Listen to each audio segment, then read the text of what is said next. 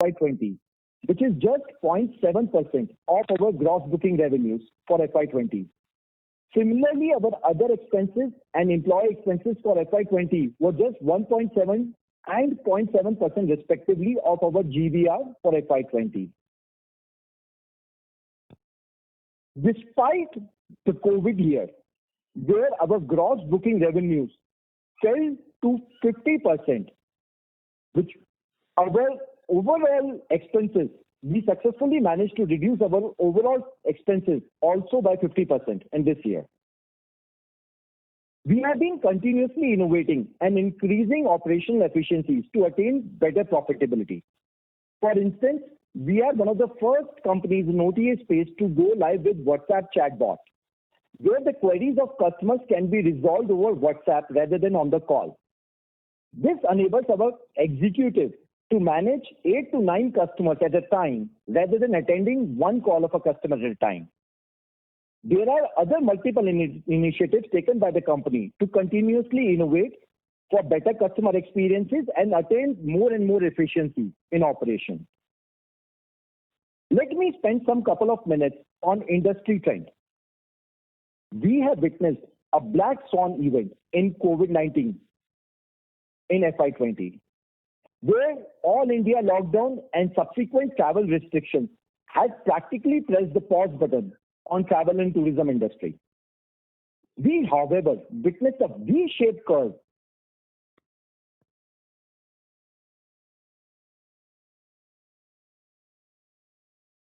The line for Mr. Pitti is disconnected. Kindly stay on line till I reconnect him.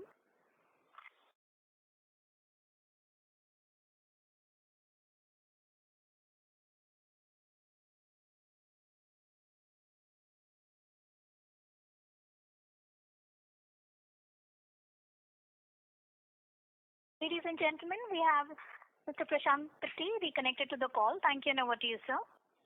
Sure. Okay. We, however, witnessed a V-shaped recovery for Q4 of FY21, where our gross booking revenues were as high as 89% of Q4 of FY20. We believe there's a huge pent-up demand for travel and tourism post the vaccination drive across India, and people are waiting to travel and go on holidays. Once the situation normalizes and is under control, we anticipate that there is going to be a revenge travel, and we foresee good growth in coming years across the sectors. We are working on the ground and monitoring the situation very closely and adapting to all the evolving environment for increasing our efficiency and growth prospects. Our strategies going forward will be to sustain and attain high growth in air travel segment. We are entering into partnerships with international airlines to boost our international air segment. We recently signed up a deal with Just Dial, where all their flight tickets on their portal will be exclusively powered by EaseMyTrip, giving access to their millions of customers. We are also focusing on hotel and holiday segment and strengthening that vertical with multiple innovative business models. Our revenue contribution from hotel and holiday packages has increased to 5.4% in FY20, which was 2.7% in FY19. Our strategy will be to focus on not charging convenience fees and grow via word of mouth and provide better customer experiences. Now let me take you through our operational and financial highlights for Q4 and FY21. As mentioned, we witnessed a V-shaped recovery in Q4 of FY21. Our gross booking revenue for Q4 stood at 907 crores as compared to 1,024 crores for Q4 of FY20, down only by 11%. Gross booking revenue for entire FY21 stood at 2,128 crores as compared to 4,200 crores. That was majorly impacted due to COVID-19 and subsequent travel restrictions. Our adjusted revenues include revenues from operation, discounts that we offer to customers, and income from claims returned back in UAC. For FY21, For quarter 4 of FY21, that number stood at around 100 crores as compared to 54.9 crores for quarter 4 of FY20. The growth of 82% on year-on-year basis. Detailed breakup of revenue has been uploaded in investor presentation. Our adjusted revenue for FY21 stood at 198 crores as compared to 286 crores in FY20. Despite low gross booking revenues and income for FY21, our PAT for FY21 grew by 86% from 33 crores in FY20 to 61.4 crores in FY21. The increase in profitability was driven by increase in margins and commission and reduction in operational expenses, including reduction in discount, marketing, sales promotion, and employee expenses.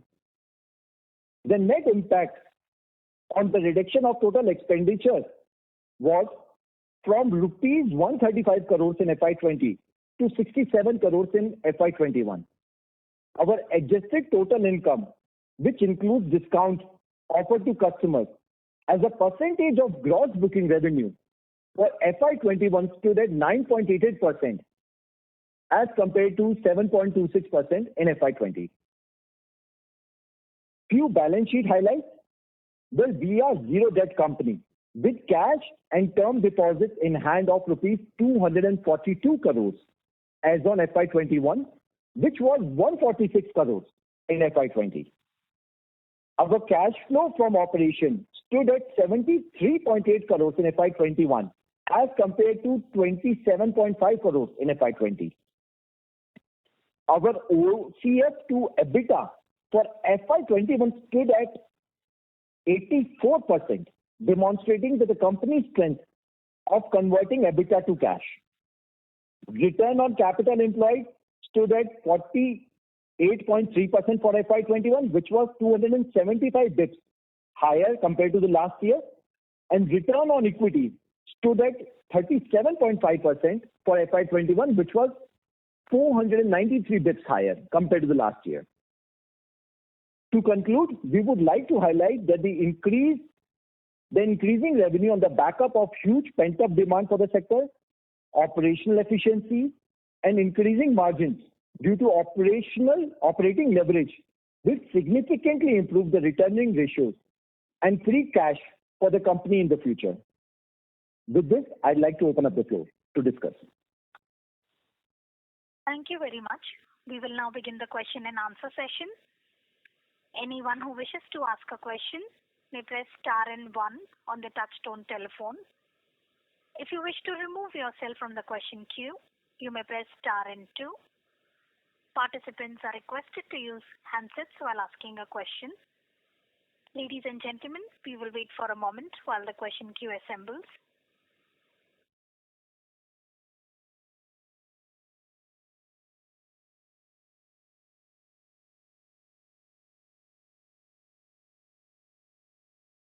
The first question is from the line of Manish Ostwal from Nirmal Bang. Please go ahead. Yes, sir. Thank you for the opportunity and congratulations for good set of numbers for FY21. My first question on the revenue mix trajectory for the company over the medium term. Currently, we are largest pie from the airline ticket booking, and you alluded in the analyst meet at the time of IPO also and today also. You want to increase the revenue from the hotel and holiday segment. So, if you see the 3 to 5 years perspective, where do you see the pie is shifting from the current heavy airline mix to the other segments? Well, thank you, Manish, for asking this question. The company is taking every possible step to increase our business on the other side. But to give you a background, this was important for us to focus on one particular segment and get it right. And that is precisely what the company has done. But in the last 2 or 3 years, the company has started seeing the tailwind, moving towards getting more businesses from the other directions as well. And one of the simplest policies which company is using right now is that the company has created a humongous amount of goodwill by not charging customers convenience fees over the last 13 years. And we are utilizing that goodwill that our company is a fair pricing company. and we are utilizing that goodwill by doing cross-selling. If somebody is buying an air ticket, we are offering them our hotel, we are offering them our holiday packages via email, via WhatsApp information and other details. And that is how the company is growing. And I've shared the number of how the growth happened from FY19 till FY20. This COVID year is slightly as an exception. However, we look forward to continue growth in our hotel and holiday department in the near future. Okay, I'm just referring one of the media article recently. They said the promoter have other interests apart from the Ease My Trip business. So coal and film. Can you clarify what is the other interest of promoter apart from the Ease My Trip? The company, the article you might be mentioning is a dated article, 3-year-old article, and the companies and promoters do not have any other business line of interest as an interest. We are solely focused on Ease My Trip. There is so much more for us to grow, and we are growing in this right direction. Right. And last question, how do you deploy your cash on balance sheet? Are you strengthen your positioning in the marketplace through acquisition or higher dividend payout? What is the overall strategy on capital allocation? Because you generating a lot of cash in your business. That is a very valid question. What you're asking is that the company is generating a lot of PAT and how we will be utilizing this PAT. So to answer that question, we do have a dividend policy.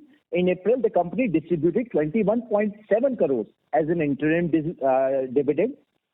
While declaring and recommending dividend in the future, our board will focus on sustainable return through an appropriate capital allocating strategy in medium or long-term range. About the organic or inorganic growth, I may not be able to comment anything right now about it. Sir, one question on the industry side. Since the last 1 year has been very tough for the travel and hospitality industry, so do you see the competitive intensity, especially in the online ticket booking space, will decline over the next couple of years because already companies are facing a lot of losses? So I'm talking of the larger players will have a more prudent approach in terms of pricing than the otherwise. What is your view, sir? My view is of the same as what you have suggested. I believe that this, pandemic probably will bring sanity to the industry where people will realize that cash is the king and there is no point burning money on unnecessary marketing and deep discounts. And we believe our company will be one of the biggest beneficiaries as the competition intensity decreases and everybody moves towards becoming profitable one day. Right, sir. Thank you very much for answering my question. Thank you. Thank you. The next question is from the line of Venkat Samala from Tata Asset Management Company. Please go ahead. Hi, Prashant and team. Congratulations on a very successful listing and very good set of results. So my first question is, I just wanted to understand that the commission rates or the take rates that you get from the airlines has gone up quite a bit, right? I mean, compared to last year. So what has actually caused the same and how much sustainable is this? Sure. Thanks, Venkat, for asking this question. Well, if you see that our other current assets have increased during this time period. If you look at our, balance sheet, you will find that our other current assets has increased.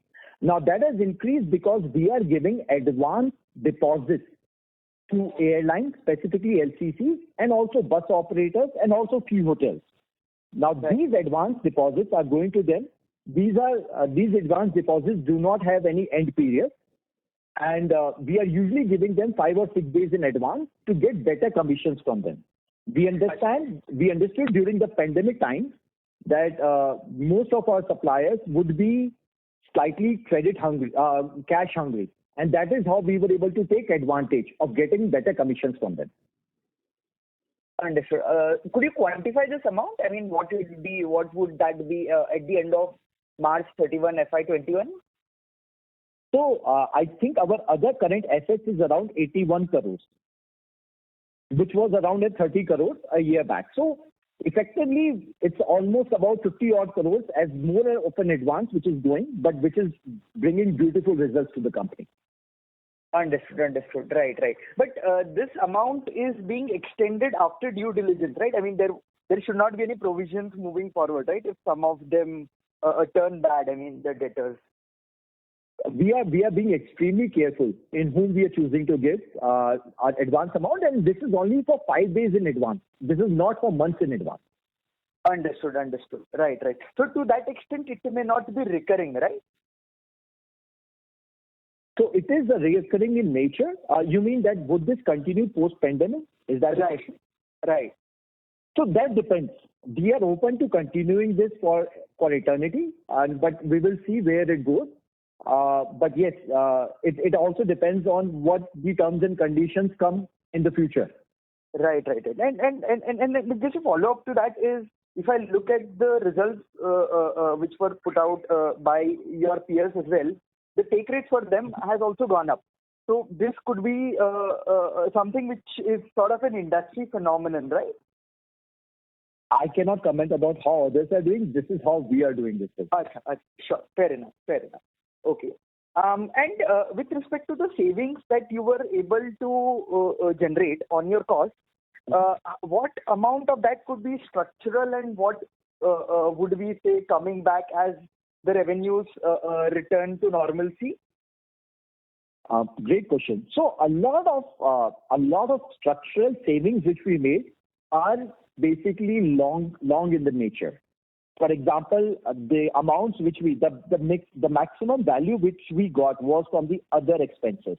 The other expenses, the employee expenses, the marketing expenses, the discount, we reduced from all the places. I believe that the employee expenses and the other expenses is something which probably will remain for the future as well. The company, to elaborate more about it, as soon as lockdown was enacted upon, our company knew that the business as usual will be slightly less. So we took a call of actually hiring more technology staff. We increased our technology staff team from, I believe, 45 people to 64 people in the first 2 months of the lockdown. Now, why did we do that? We decided that we will keep our heads down and become even more efficient by doing as much as automation work as we can. So there are multiple things the company has done during the lockdown period. To give you a few examples, one of the things which I mentioned was the WhatsApp chatbot, right? Which enabled company to basically be very less dependent on the call center. Since one agent is able to speak to multiple customers at the same chat with multiple customers at the same time, while earlier he was on the phone with one customer at a time. And also it's a great customer delight. As a customer, why would you want to be on hold for half an hour? Instead, you would just drop a message on WhatsApp to get your reply back, right? That was one of the examples which we did. We actually completely revamped our APIs for basically selecting your seat, for adding a meal, for adding a baggage. Now, we have made all these services automatic for when you are booking the flight or even when you are modifying your flight. This is all done via APIs now, which has again, given us huge reduction on employee side, and also the margins are better for all these auxiliary services. The company has also automated a lot of our rescheduling APIs, because of which we were able to cut down on our reschedule and reissue teams from around 30 odd people to 5 odd people who are handling exceptions right now. So all these gains are there for the long period, according to us. Understood. Right. And you were able to save on... Mr. Samala. Okay, sure. I'll come back. Thank you. Thanks a lot. Yes, sir. Thank you. The next question is from the line of Madhu Babu from Canara HSBC. Please go ahead. Sir, again the cash burn in the airlines have increased in 1Q. So do you expect similar take rates in 1Q as well? I mean the funding, and how actually this working capital cycle works? I mean, when let us say I book a ticket for 30 days in advance, so how do the payment and how that whole working capital cycle works? Thanks. I'll explain about the working cycle first. So let's say you come to EaseMyTrip and you pay us 4,000 rupees for a ticket which is, let's say, even 100 days in advance. It doesn't matter. We immediately book the ticket using a real-time system, using the API. There is no pre-purchase the company does. Immediately we make the purchase. We have given them some advance, as I mentioned. And the money which, let's say you purchase the ticket for 4,000 rupees, the 4,000 rupees gets deducted from our account, the deposits which we have given to them, minus our commissions. Some commissions we get immediately, some commissions we get on quarterly basis or yearly basis. So the money goes directly to the airlines right at the moment when you book the tickets. And if you cancel the ticket, we collect the money from the airlines and we give it back to you. This is how the payment cycle works. So in effect, there is no liability which the company holds on the payment side, which we have to pay to the airlines later. The money gets paid right away at that particular time. And what was your first question? The cash burn again in 1 to FY22 has increased for airlines. So any change in our take rates and how that is going to work? So I may not be able to talk about Q1 right now specifically, but I believe that the industry is progressing the same way as what it was progressing earlier. Okay. And just on the last one on the hotel booking, which you plan to scale up, so how the take rates and how the dynamics there works out? Thanks.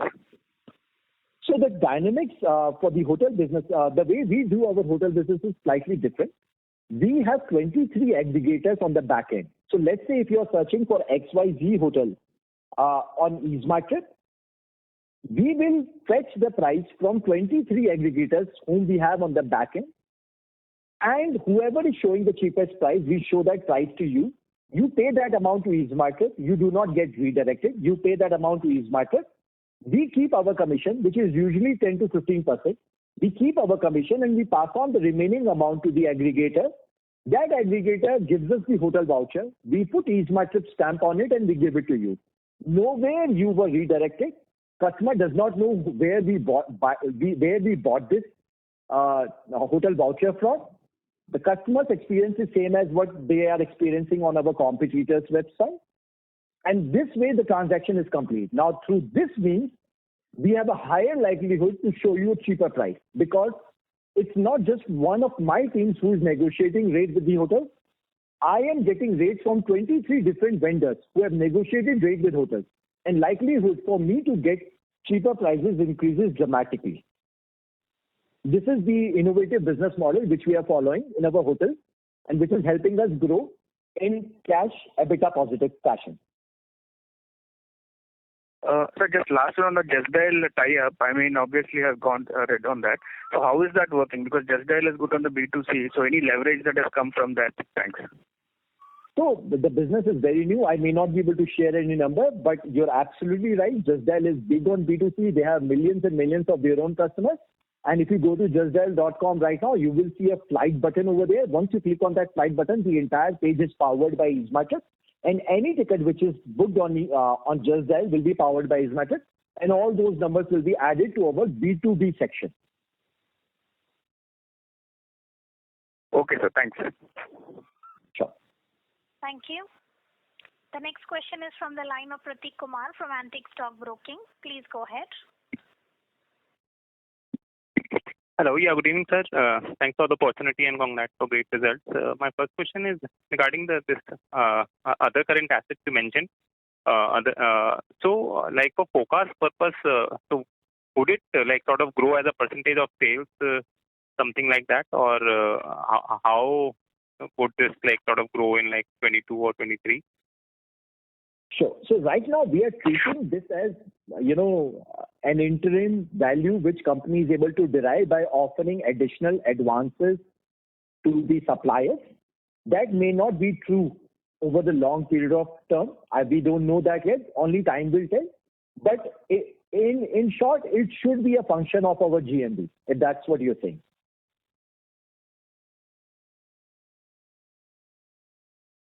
I hope I answered your question. Yeah. Secondly, on just related, what is this current loan related to on our balance sheet, which is also a relatively sizable? The loans are also deposits to the suppliers, primarily to our subsidiaries, foreign subsidiaries. Okay.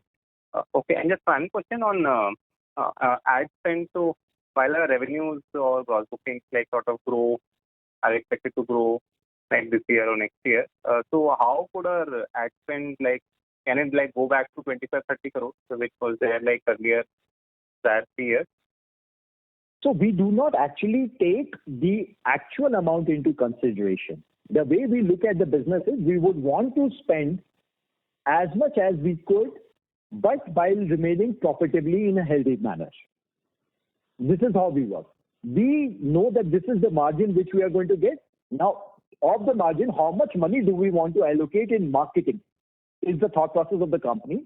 And usually we would want to keep it between 0.5 to 0.7% of the entire gross booking revenues the company is going to generate in that particular quarter or that particular financial year. Right. Thanks, sir. I'll get back with you. Sure. Thank you. The next question is from the line of Jayesh Shah from OHM Portfolio Equi Research. Please go ahead. Hi, congrats for a very impressive set of numbers.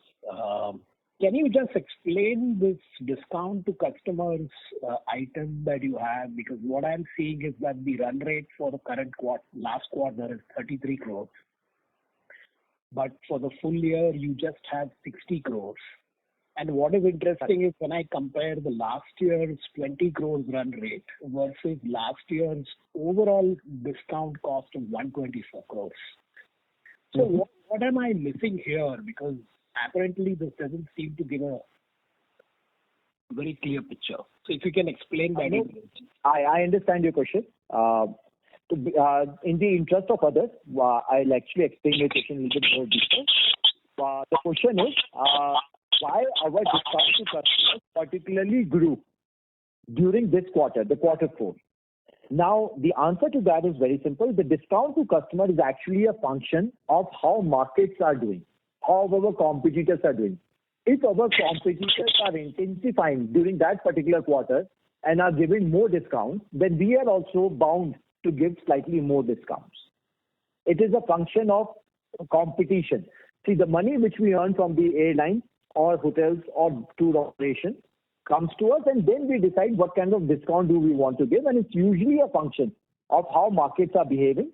So for this particular quarter, I believe the discounts were slightly on the higher side, but that is a function of the market, and we have to play by that. I see. So this number can actually vary quarter on quarter.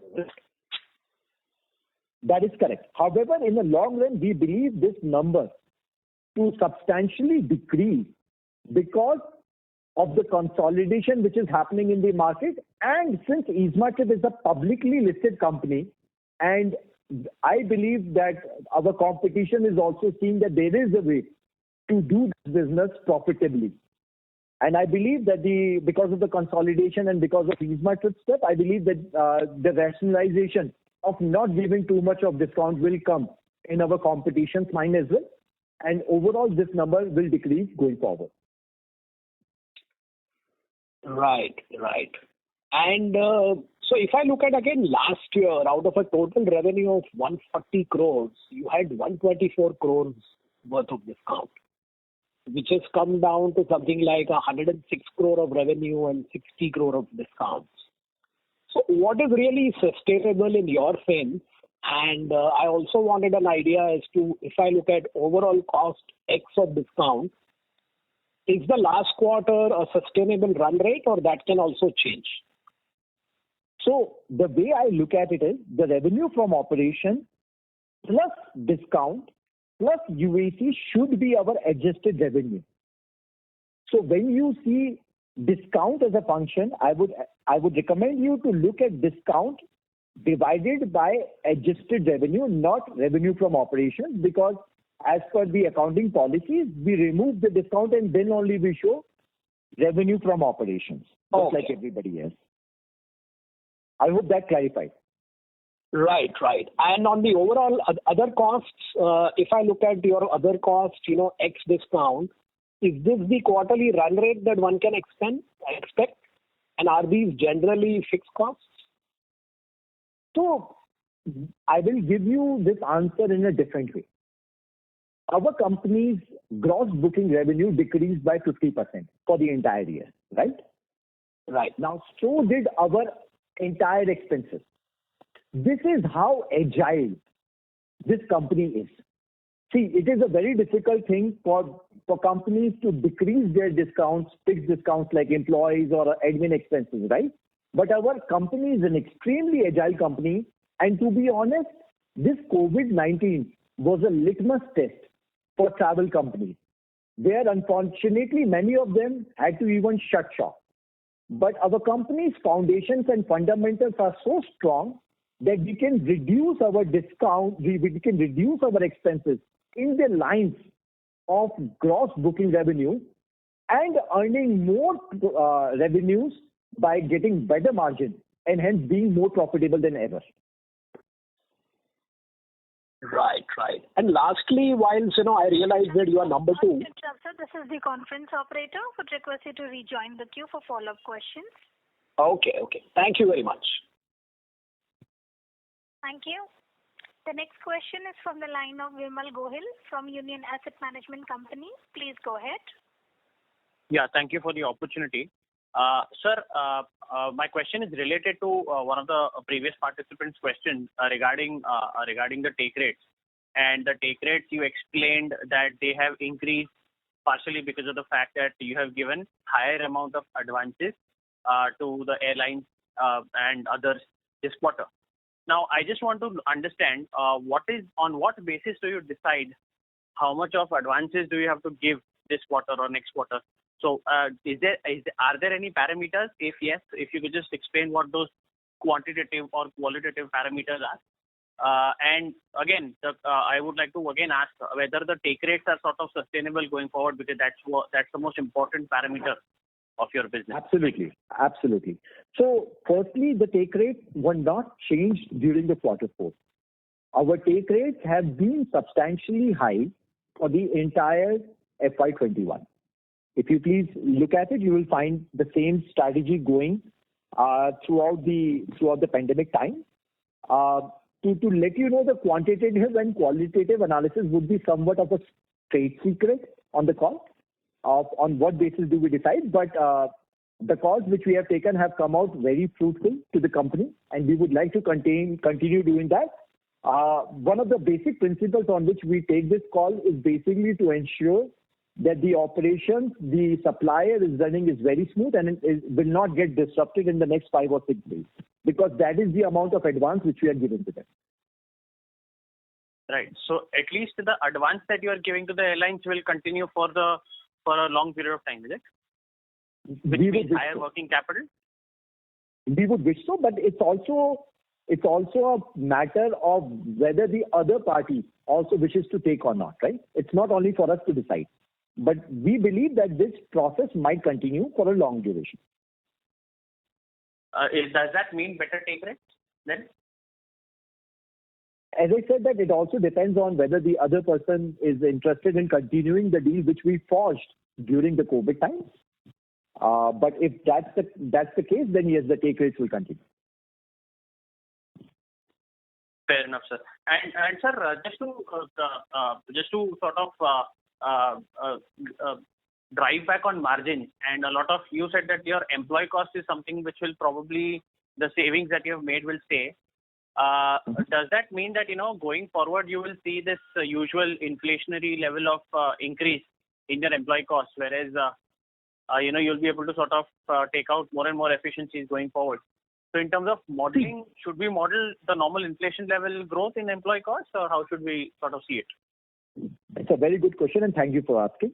See, this is the beauty of internet companies. We are working 100% on internet. The only way for you to use EaseMarket is use our website or our application, right? Now, this is the beauty of internet companies.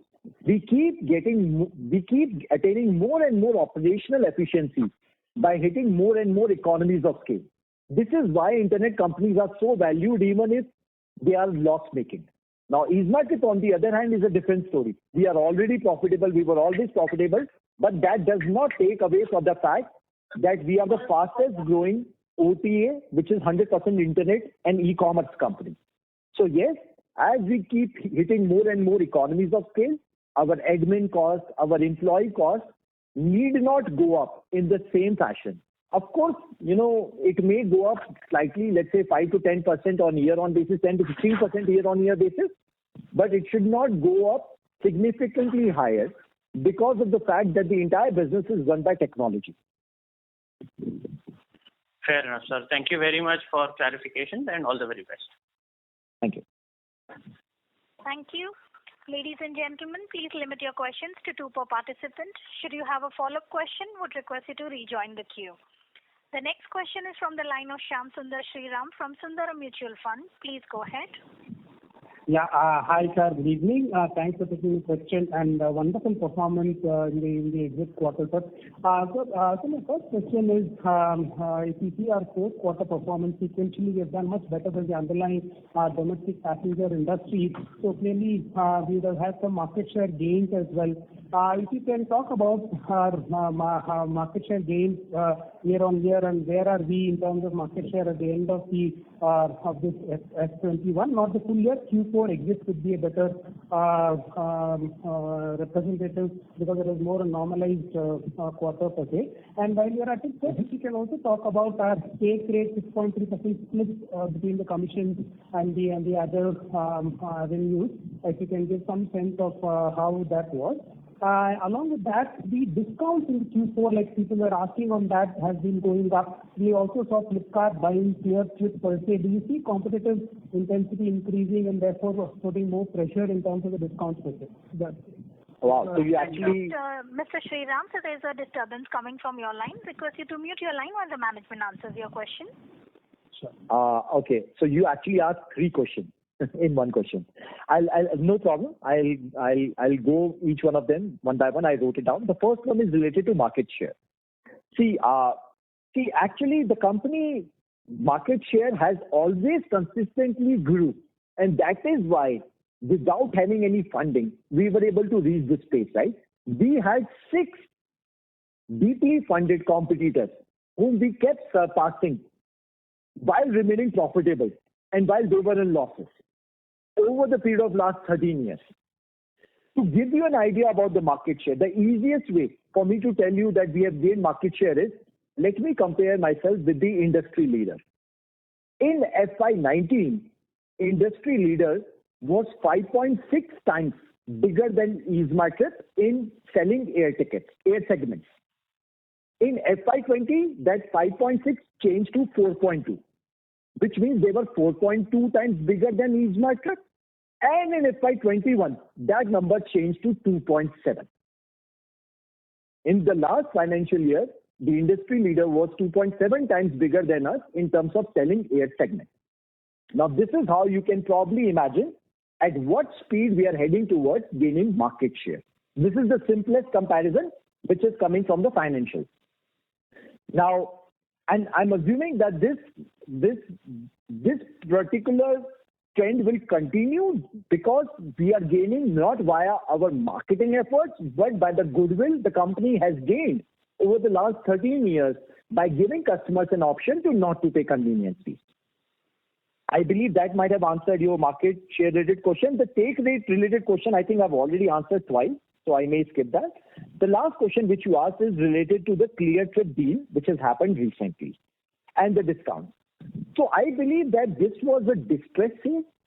The company name you mentioned has been in existence for the last 16, 17 years. We have tremendous amount of respect for them, for the amount of work they have done, and we have learned a lot from them. However, I believe as entrepreneurs, it is our primary job. See, why do we do business? According to us, there are only 2 reasons. Reason number 1, to serve our customers very well. And reason number 2, to do it profitably so that we can do it over a long period of time. We can serve our customers over a long period of time. Now, I believe that the VC money and the PE money is a great money to solve the teething problems. But as an entrepreneur, I would be doing a lousy job if I was still dependent on the VC money and PE money even after 15 years of my existence. That means I have not paid much attention on my unit economics. And I believe this is the right time for the industry to wake up and smell the coffee that profitability matters. And I believe that going forward, the intensity of competition probably will diminish because there must be a lot of pressure on our competition as well to become profitable. And what are the means by which anybody can become profitable in this industry? To cut down on the discount, to cut down on the marketing, and to increase their conveniency. And I believe our company is well poised to gain market share with each of these steps anybody else who would be taking to become profitable one day. Sure, sir. That was helpful, sir. So the other question was on the claims written back. We had around 31 crores or this year. We had explained in the past how we do the revenue recognition. So that if I compare along with the balance sheet, other financial liabilities of 107.6 crores. So is it right to assume this amount on the balance sheet will get recognized over 2 years? Is there any change in terms of the revenue recognition policy that you want to effect? Any thoughts on that? And I have one more question on the balance sheet side, sir. Thank you. There is no change in the policy. You're absolutely correct. The 107 amount which you are seeing as a liability will come in the future in the company as revenue over the next 2 years. Understood, sir. Sir, one question on the balance sheet. On the asset side, we have seen the receivables come down quite sharply by around 50 or 58 crores to 29 crores. Now, this is what is to be read from this? And secondly, the contract liabilities, on the other hand, at 58 crores compared to 60 crores last year, while the GBR, while the gross booking revenues actually declined by 50%. How to read these two items, if you can help us understand that? So trade receivable decreasing is only a good thing, right, for a company like us. And basically, primarily that has happened because this amount was usually the amount which corporates owed us. So our business mix is 87% of our business is B2C, 10% is B2B, which is travel agent, and 3% is corporate business. Now, unfortunately, in the last year, there was very little corporate travel, and because of which the trade receivable decreased, as what you're saying. I hope that makes sense. Yes, sir, that makes sense. And on the contract liability, sir, which is at 58 crores compared to 60 crores, that hasn't really come down in line with the GBR. So what is to be read into that, sir? So the contract liabilities is the advance which we have from the GDS, which is Global Distribution System. These are the advance amount which we will keep booking as our commission, as and when we keep using them to make tickets. And unfortunately, last year there wasn't that many GDS booking because international travel didn't happen so much. And that is why you didn't see too much of that number reduced. Okay. Understood. But they didn't want their money back, so it is still lying there as a liability. This money is basically an advance given to us, which we will keep accruing as revenue, as and when we keep using them to make bookings. Understood, sir. Thank you very much, sir. I'll fall back to you on all the very best. Thank you. Thank you. The next question is from the line of Manish Poddar from Nippon India. Please go ahead. Yeah. Hi, sir. Just a clarification. So let's say the staff cost which you had for about roughly 21 crores for the full year, can you probably help me understand, let's say, the two promoters, what would be the remuneration for the full year? Because you've taken a revised remuneration proposal. So I just want to understand what was the number for FY21. So for FY21, the numbers remain the same as what it was. However, we have revised the remuneration from April onwards. So that is roughly 7 crores was the take of the 21.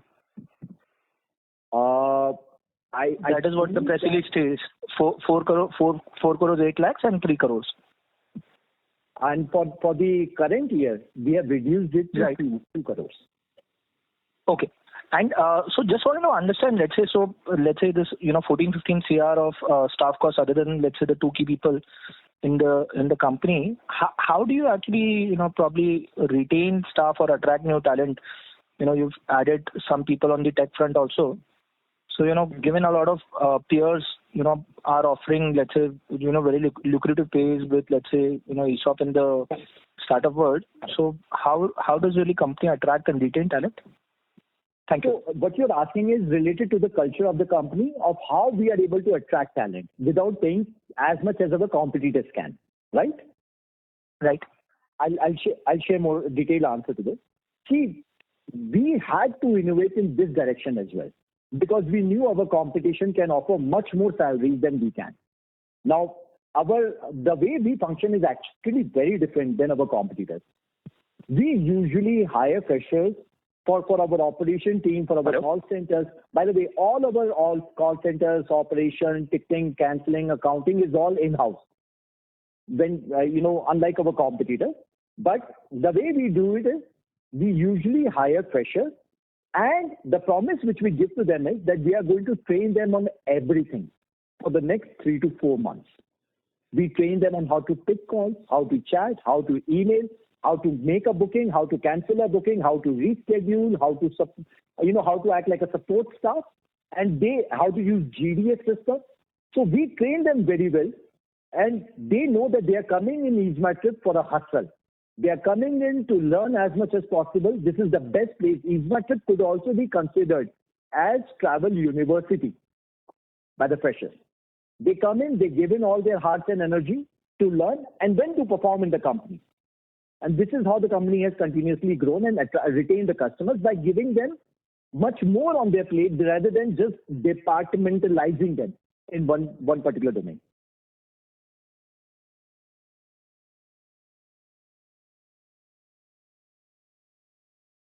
So the line for the current participant is disconnected.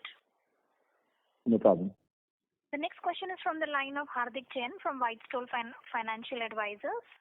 Please go ahead. Yeah, hi sir. Most of my questions are answered. Just wanted to understand, sir, in terms of unit metrics, the direct cost that is involved for us is the payment gateway cost and the credit card cost. That's all, right? Or is there any other cost that you would like to mention? Actually, your voice is disturbance coming from your line. There's a lot of disturbance. I could not even hear your question, but I'm assuming what you've asked is that what are our payment gateway charges? Is that your question? Yeah, payment. So I just wanted to understand what are the direct costs that are. The direct cost is absolutely, you're right. The direct costs are related to payment gateway charges. If you put 100 rupees in EaseMyTrip, I will have to pay payment gateway charges, some amount, to get your 100 rupees. Now that amount, fortunately, that percentage, is going down year by year because of the UPI payments. The UPI payments are extremely cheap or almost free, and that is why every time if somebody uses UPI payment, the payment gateway charges are almost negligible. And because of which, the component of payment gateway charges, the direct cost of payment gateway charges is only going south for the company. Okay. And so, because this is the first call that I'm attending, if you can just explain what is this claims return back, because I could not understand that. Well, it's actually a long conversation. I can just give you a very quick, small summary around it, and then we can take it offline. Basically, every time there is a no-show where the customer misses the flight, or in the cases where airline gave us the money to refund to you, but the amount was not greater than 300 rupees because our own cancellation service charges are 300 rupees per passenger.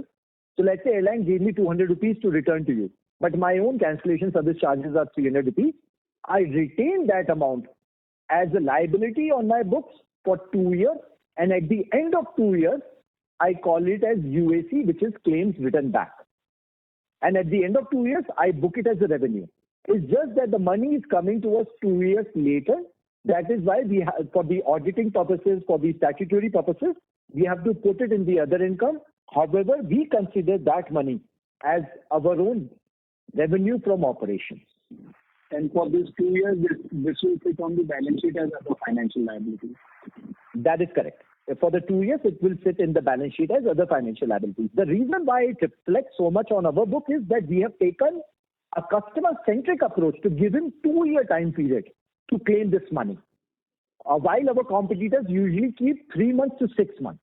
Now, if we were also to keep it for 3 months to 6 months, 3 months or 6 months, then this money will go back within the same financial years, and hence it will become part of revenue from operation.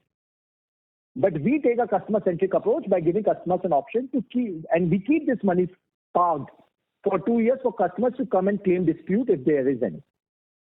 Okay. Thank you. Thank you, sir. That's it from my side. Thank you. The next question is from the line of Keshav Lahoti from Antique Stock Broking. Please go ahead. Hi. Thank you for the opportunity. Sir, I just want to understand, the commission rates have improved during the quarter, so as a percentage of GPR have improved. So how should we see this going forward? So I think, as I mentioned earlier, this is basically a deal which happens between us and our suppliers, which are airlines, hotels, and tour operators and the bus operators. Usually we give them advance. However, in these times and these periods, these testing times and these testing periods, our company has taken a conscious call of giving them money slightly more in advance to get better commission. And also, there is another reason why our percentage has gone high. That is, as I mentioned earlier, we have automated the services like you can pay for your baggages, you can add a meal, or you can change your seat. All this has been automated during the COVID time. And for all these auxiliary services, the airlines are more than happy to provide much, much better commission to companies like ours. And that is also another reason why our take rate might have increased. Okay. So what should be the ideal take rate in a normal situation for a company like you? See, our company has always been profitable in a very healthy way, even before these high take rates. So to be honest, we are not super worried that whether these take rates will continue or exist or not. Right now, what we are worried of, the thing which keeps us awake at night is to ensure that we keep eating more and more market share, we keep progressing in that direction, and we do it profitably. See, this company has a very basic tenet to do whatever we do in a unit profitable way. And we will continue to do it in the same fashion as what we have done in the last 13 years. So this is what is keeping our company, this is what is keeping us awake at night, and we are working towards it. We are not super bullish on making sure that these take rates continue in the future, because these are deals which happen, during the circumstances which arises. Okay. One last question from my side. As you can see in the financial, your hotel revenue goes into negative. Can you explain that part? So that is basically the commissions which we get from the hotel is between 10 to 15%. For a rare instance, the company decided to give slightly more discount to test out that how much can be pushed during the COVID period to sell our hotels. And that is why you see the revenue for one particular part come out as negative, which is where we gave slightly more discount than what we anticipated. And I think we have corrected that in the quarter 4. Okay. Thank you. That's it from my side. Sure. Thank you. The next question is from the line of Shaleen Kumar from UBS. Please go ahead. The person you are speaking.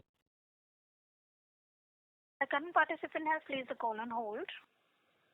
So we'll move on to the next question. The next question is from the line of Vikrant Malhotra from IIFL Wealth. Please go ahead.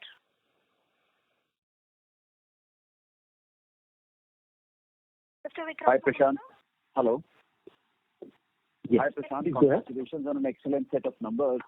My question primarily was more generic in terms of how the industry is progressing. I just wanted to have your view, since you very rightly said that post-lockdowns, the volumes in this business are going to go extremely high. There's going to be a lot of revenge booking coming in.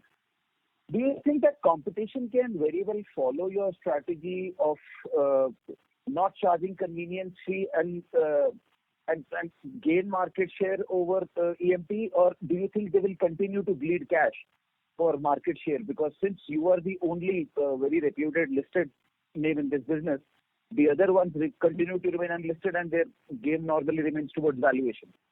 So I just wanted to have your generic view on how you think once volumes kick in, the progress would be. Sure. So, Vikrant, thanks for this question.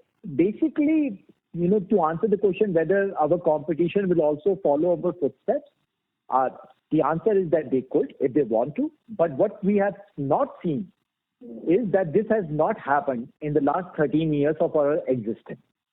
13 years of our existence, and there is a reason why our competition might have a trouble following our strategy.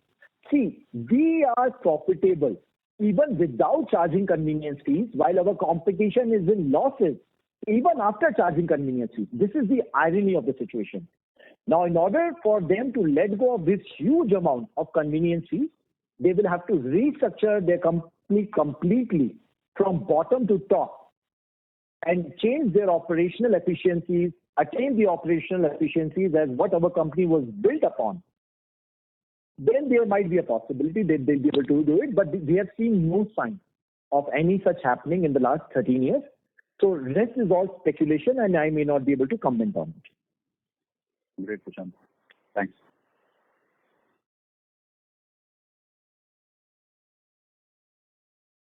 Thank you.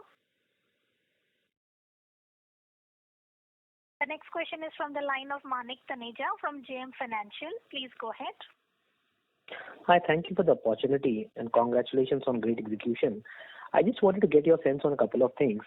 Number one thing is that our take rates right now are higher than peers, despite us being probably about 1/3 of the largest player on the airline side.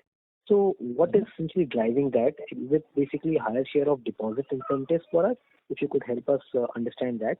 And the second question was with regards to some more of a bookkeeping question. So just wanted to understand how has the GBR moved on a sequential basis for you between 3Q FY21 and 2Q 21? And the reason why I ask you this is because in a situation wherein business is recovering after the first hit of COVID, one wants to understand the way rebound essentially is happening. Thank you. So to your first question, to be honest, I will have a very difficult answer to answering why we are on the higher side compared to our competition. It's basically, the founders hustle, right? We as founders, we are directly involved in the business. We are hustling with the airlines. We are talking to them on daily basis. We are generating ideas with them on daily basis to see what is the best we can get that. Also, there might be other reasons. If you study the financials very properly for our competition, you will find that the margins they take is only from the standalone flights, not from the holidays. Since they do sell a lot of holiday packages, the margins for the flight which they earn in holidays goes to the holiday department, not in the flight department. While the denominator is all the flights. So that is why there could be some skewing in the percentage which our competition might be projecting. However, I'm unable to comment further on this. We are doing what best we can do for the company as what we have done in the past. What was your second question? I missed out. My second question was with regards to if you could give us some sense on how has in 4Q you registered a GBR of about 907 crores. How would that compare with the 3Q FY21 performance? Because it helps us give us some. Okay, so you mean what was it for the Q3? For the Q3, I believe that number was around 7. I would be wrong over here. I don't remember that number on top of my head, but I think it was somewhere around 800 crores. About 800 crores. So about 800. From that standpoint, if I look at the sequential rebound that we have seen, it could essentially be lower than what some of our competition has seen, if that number is about 800 crores in terms of sequential rebound. So you're saying that we did a lesser of rebound compared to our competition. Is that? I'm saying if I'm just comparing 3Q versus 4Q.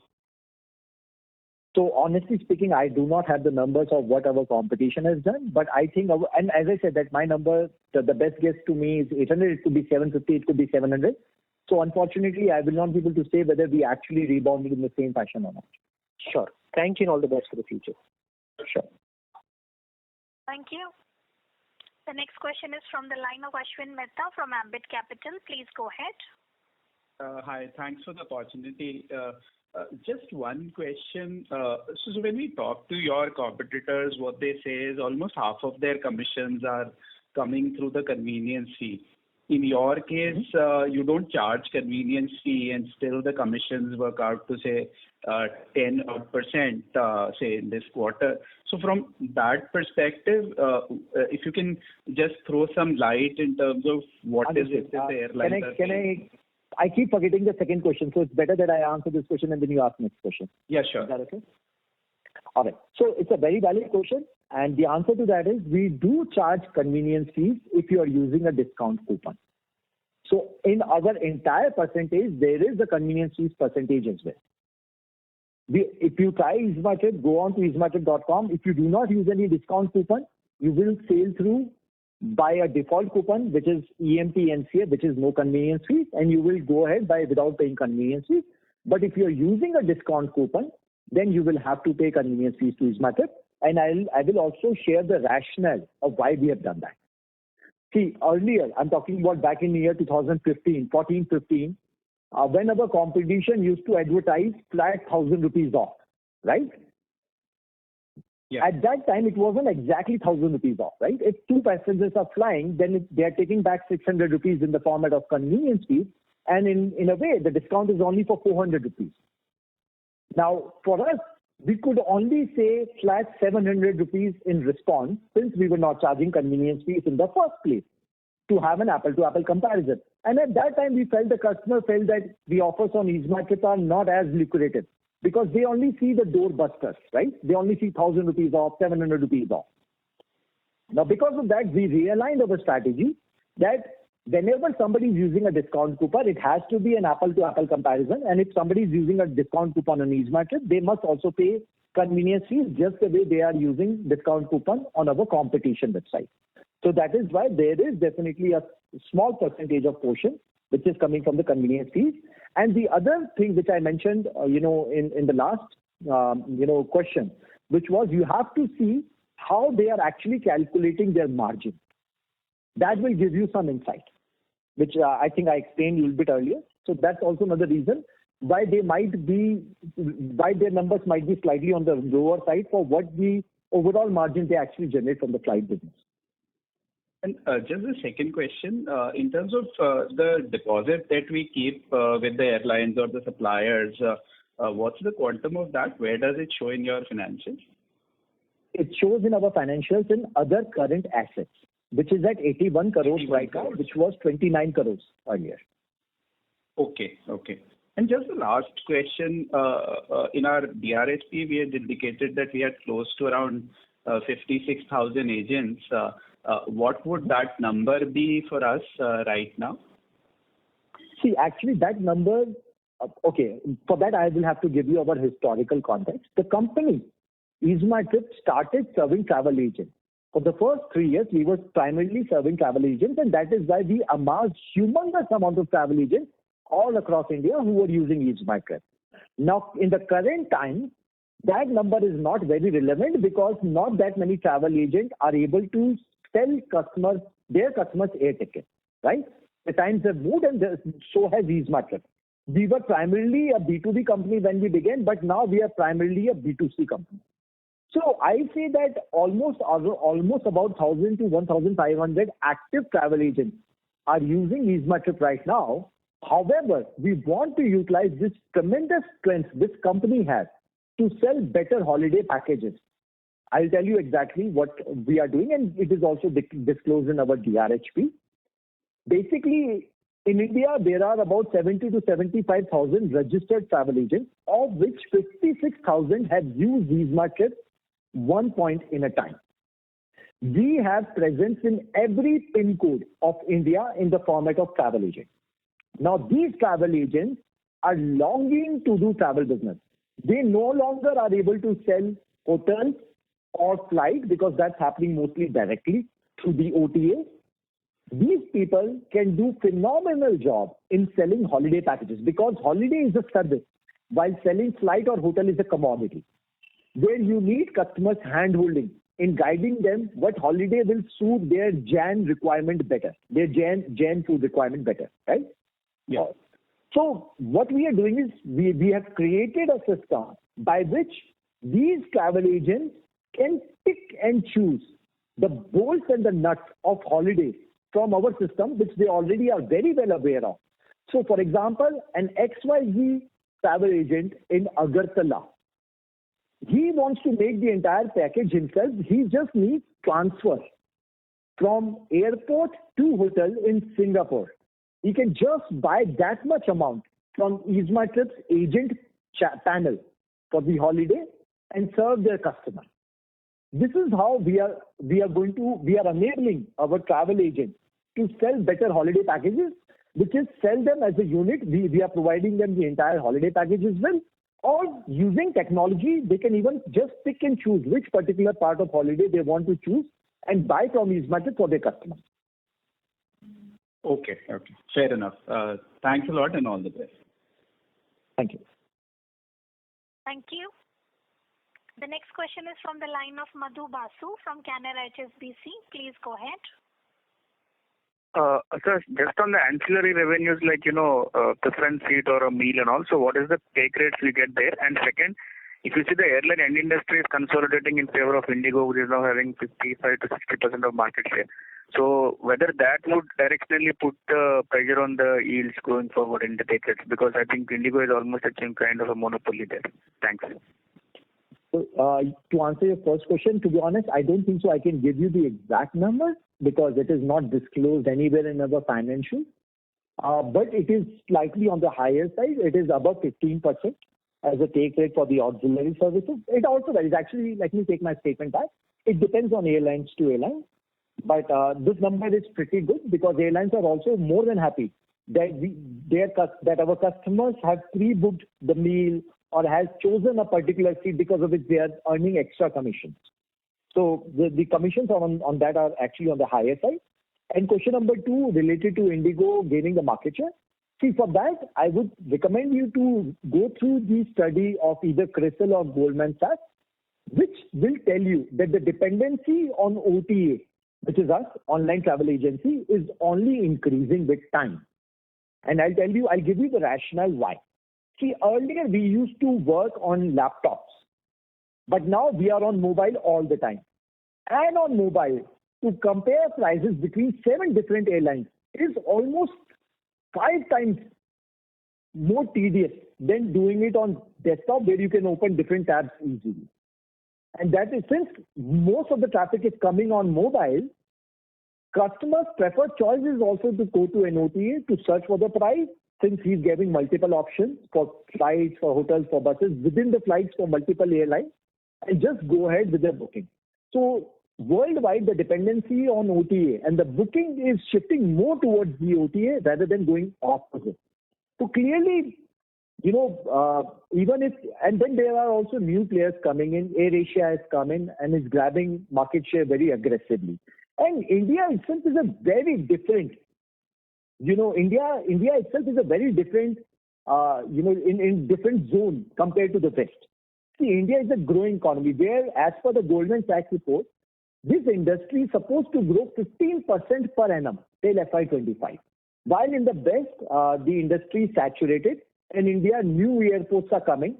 So I believe the airlines see us more as a partner in their growth rather than worrying about minuscule commissions which they provide us. Okay, sir. Thanks and all the best. Thank you. Ladies and gentlemen, due to the time constraints, this was the last question for today. I would now like to hand the conference over to Mr. Prashant Pitti for closing comments. Well, thank you so much for all the questions. It was really, really pleasure to answer them. Most of the questions were very relevant, and I really appreciate whomever has asked those questions. To conclude, I would like to highlight that we have a huge runway towards the growth. There is still so much this company can do just on the air segment itself. Forget about all the other markets put together. We are increasing our wallet share from existing customers by selling them hotel and holiday. We are adding new customers. We are gaining more market share, and we are increasing our operational efficiencies by gaining more and more economies of scale. We believe we are very well positioned to capitalize on the growth opportunity and increase our profitability in the future. Thank you everyone for joining us. I hope we have been able to answer all your queries And if you have any further queries, you may approach Orient Capital, who are our investor relationship partner. Thank you. Thank you. On behalf of Easy Trip Planners Limited, that concludes this conference. Thank you for joining us, and you may now disconnect your lines.